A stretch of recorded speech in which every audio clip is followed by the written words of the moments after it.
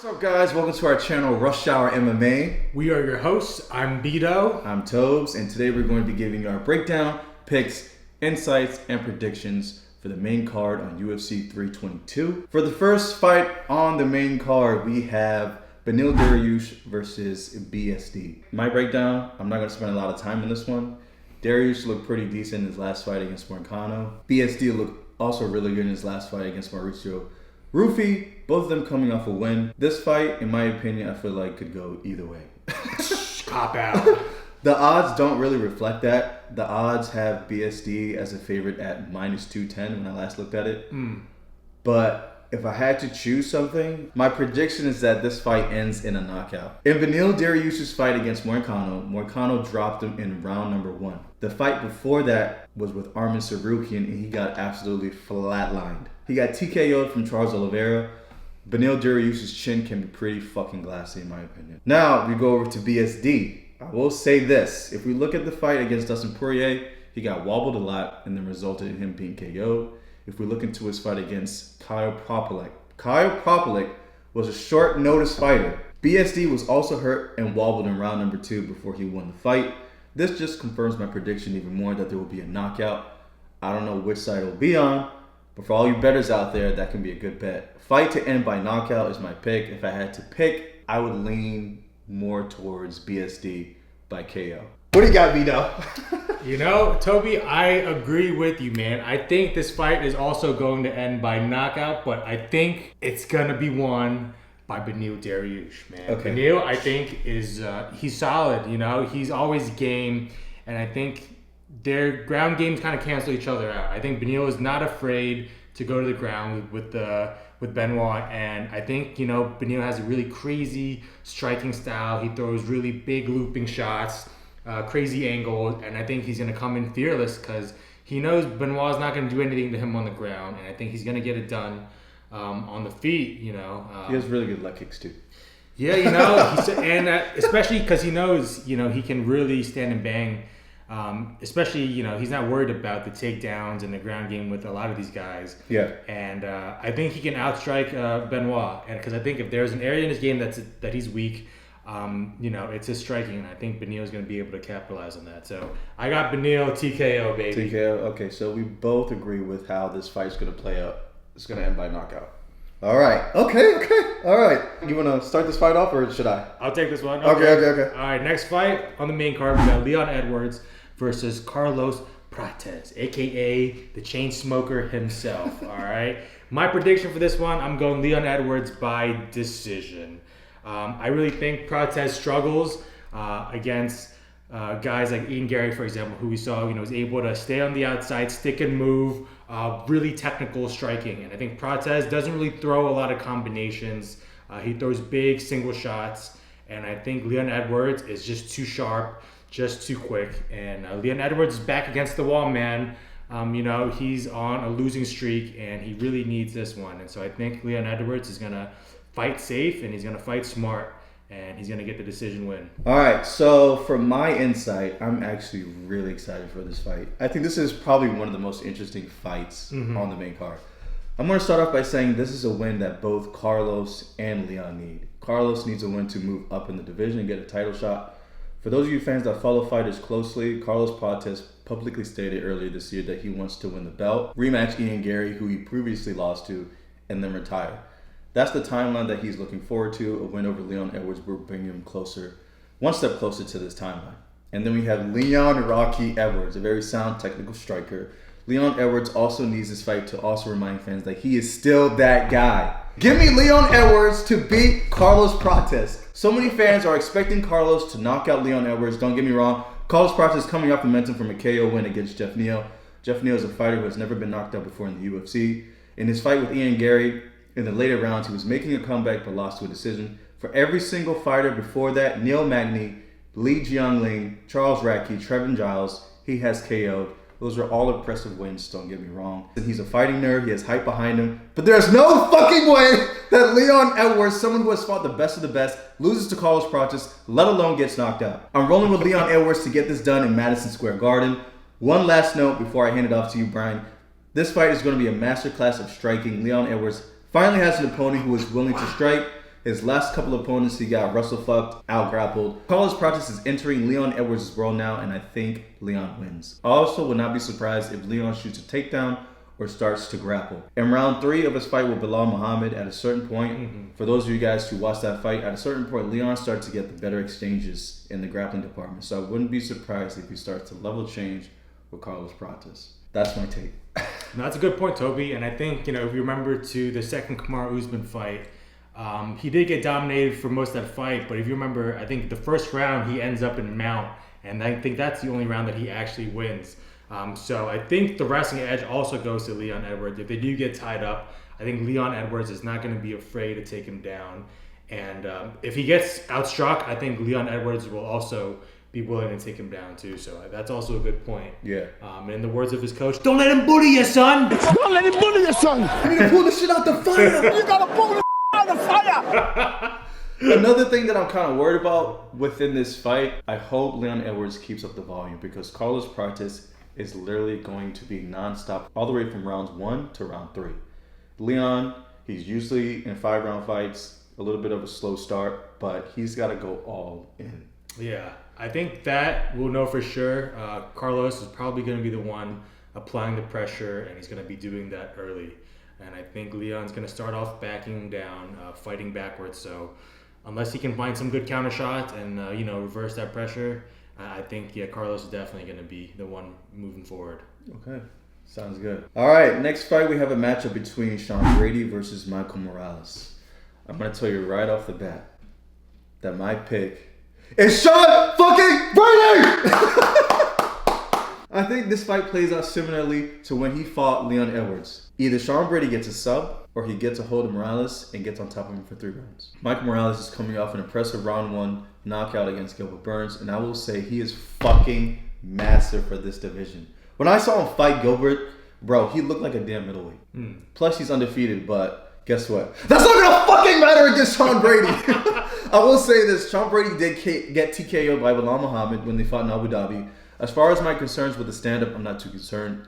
Sean Brady's striking has improved since his fight with Belal, and he looked pretty decent when he was fighting Leon in the stand-up when they fought in Manchester. Was it Manchester or London? Yeah. For the most part, Sean Brady is pretty well-rounded and definitely gives his opponents more to think about when he switches back and forth from level changing. Yeah, man. Honestly, I'm all in on Sean Brady. I think Sean Brady is going to be a future champion of the division, and I think he's just too good. His camp tells everyone he's the hardest worker in the room, and his game shows it.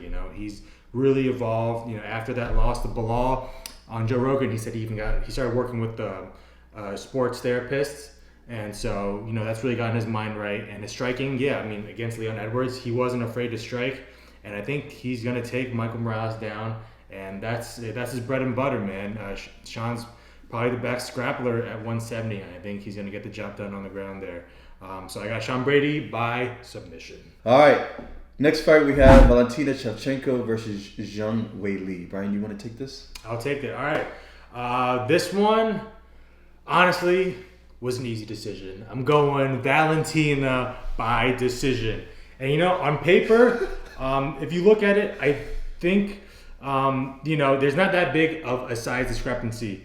Valentina is only an inch taller, and she only has a 3.5-inch reach advantage. But Valentina is used to fighting bigger and taller, rangier fighters.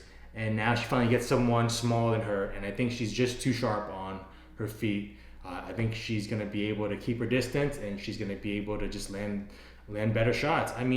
She's a Muay Thai world champion, and if you want to stand and bang with her, it's probably not going to end up well for you. And I think Weili's going to try and do that, and I think Valentina is going to be just too much. Sounds good. All right. This is a big super fight that I feel like a lot of people are sleeping on. If there was any super fight that was going to happen in the women's division, it's between these two fighters.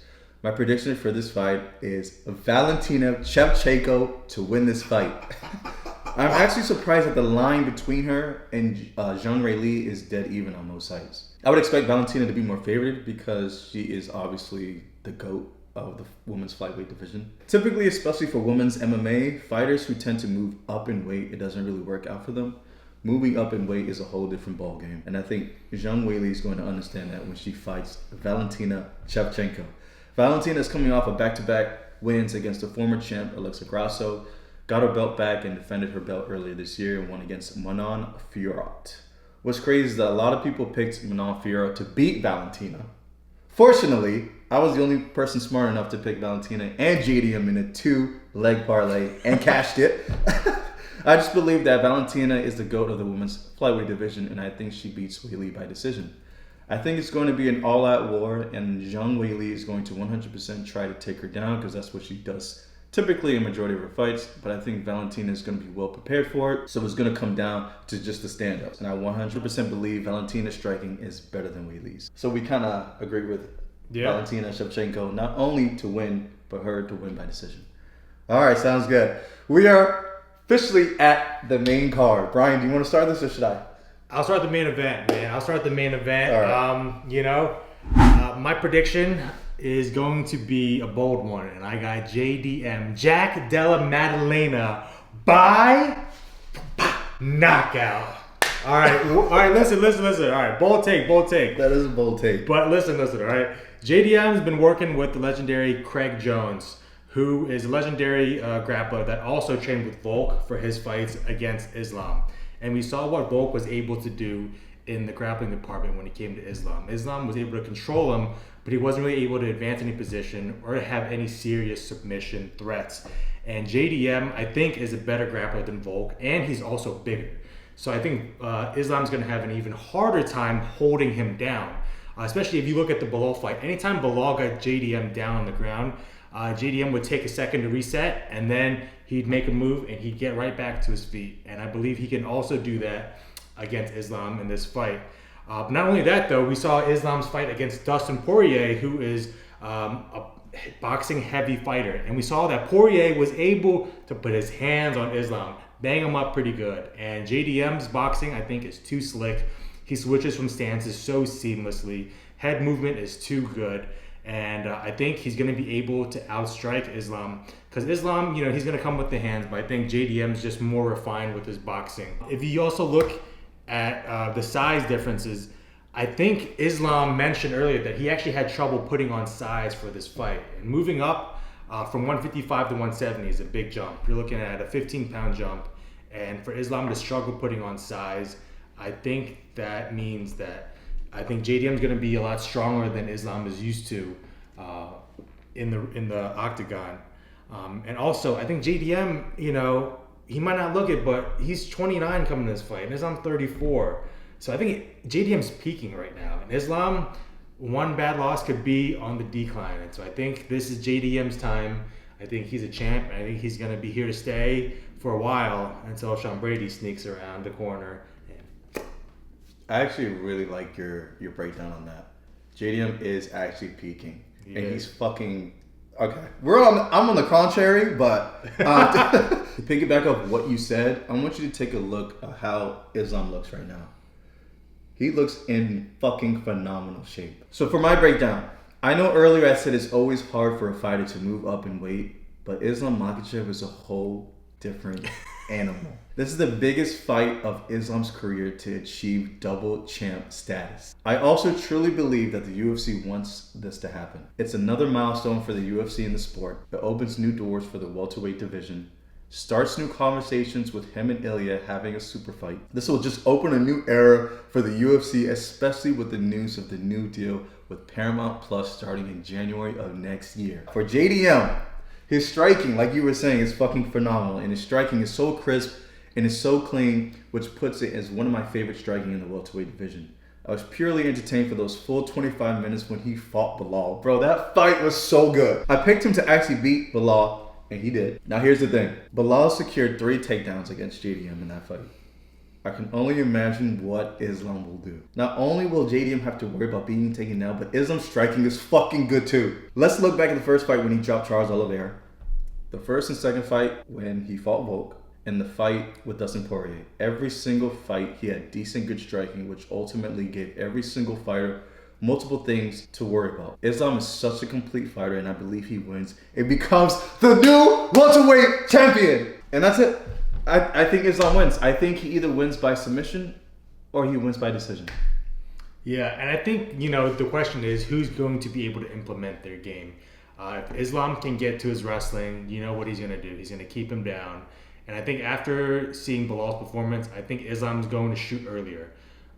Bilal didn't really use his wrestling till the later rounds, but I think Islam's not going to make that same mistake. And I think he's going to go and he's going to shoot. He's going to shoot early. And then the question is, can JDM keep Islam off him? I think if he can and keep it on his feet, I think he's got a much better chance. But if he is on his back and Islam tires him out, it might be a bad day for him. So, yeah. How I think the fight is going to play out between Islam and JDM, I think the first round is, I don't think Islam is going to shoot for a takedown. I think it's just going to go back and forth with them striking. Round number 2, when that starts, Islam is going to spam takedowns.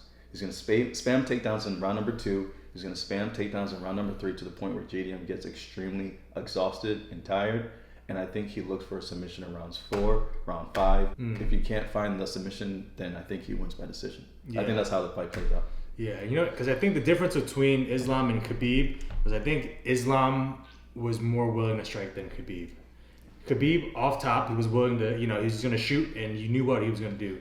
I think if you look at Islam's fight, even against Moicano, late notice replacement, comes in, ate a good shot, and then he shoots, but he was willing to stand and bang. Even against Dustin, who he knew was a good boxer, Islam wanted to prove himself in his striking, and he stood there and banged with him until, he capitalized on the takedown. And I think Islam, if he comes into that with that same mentality, he might get tagged early. It might be a bad day for him. So we'll see how early he shoots, but I expect, a shot at some point. Okay. And to piggyback on what you said about Khabib's striking was pretty god-awful. There was this one part in a certain round when he was fighting McGregor. I think he was kind of like flailing his arms back and forth. It was pretty bad. But Islam striking compared to Khabib striking is on a whole nother level, and it's going to give JDM multiple things to think about, especially with the level changing. Yeah, it's for sure. Yeah. All right, so we gave you the breakdown, which brings us to our final segment, which is called Tap or Bet. Beto, I know you don't bet, but for those of you who do, I'm going to be giving out some of my personal favorite bets, and in the comments below, let us know if you are willing to take that bet or if you're tapping out on that bet. Side note, our breakdown earlier in the video are not bets. They were just our predictions and picks. All right, my 2-leg parlay for this card. For the first leg, give me Islam Makhachev by submission or points. I know we had a disagreement. I know you had JDM by KO, and I had Islam by whatever he wants at this point. I'll hear you out. Okay. And for my second leg, give me Sean Brady by submission or points. What do you think about that 2-leg parlay? As a non-betting man, I don't think it's a bad bet, honestly. I mean, I think Islam, if he was to win, it would probably be by points or submission. And Sean Brady most likely will be a submission. Of course, I don't think Islam's going to win. And I think there is a chance Sean Brady in a 3-round fight, maybe it goes to decision. I'm tapping on this bet, man. I am tapping. You're tapping on this bet? Tapping. Okay. I wouldn't take it if I were you. For those of you in the comments, let us know, are you willing to tap on this bet or are you taking this bet? All right, and for my last bet that I have for UFC 322, Leon Edwards plus 3.5. For those of you guys who do not know what that means, pretty much the fight has to come to a close decision, 29-28 across the judges' scorecards for either fighter. So let's say Leon Edwards loses a close decision to Carlos Prates by 29-28. The difference for each judge's scorecard is 1. So if one judge has it 29-28, the second judge has it by 29-28, and the last judge has it by 29-28. The difference between each one of those cards is 1. So that's 3. So that's within the Leon Edwards plus 3.5 cover spread. The only time this bet doesn't cash is if Carlos Prates gets a finish or at least one of the judges scores a 30-27 for Carlos Prates. What do you think about that bet? So pretty much it has to be a close decision or Leon Edwards has to win the fight outright. KO, submission. I think that's a good bet, Toby. I think that's a good bet. I think that cashes for sure. Yeah, I think that's a good bet. As a non-betting man, I do see that fight going that way. I think Leon is either going to finish him or win by decision. And I could see Carlos getting around on him for sure. Maybe that first round. So, I don't think that's a bad bet at all, Toby. Okay. And don't forget, if Carlos Prates, even if he wins the fight and it's close, 29-28 decision by all the judges' scorecards, that still cashes the Leon Edwards plus 3.5. You can find that spread bet on DraftKings. All right, that's all the time that we have for you guys today. We hope you guys leave a comment, like the video, and subscribe to see more of our breakdowns for future UFC events. That's us signing off. Rush Hour MMA. We'll see you guys next time.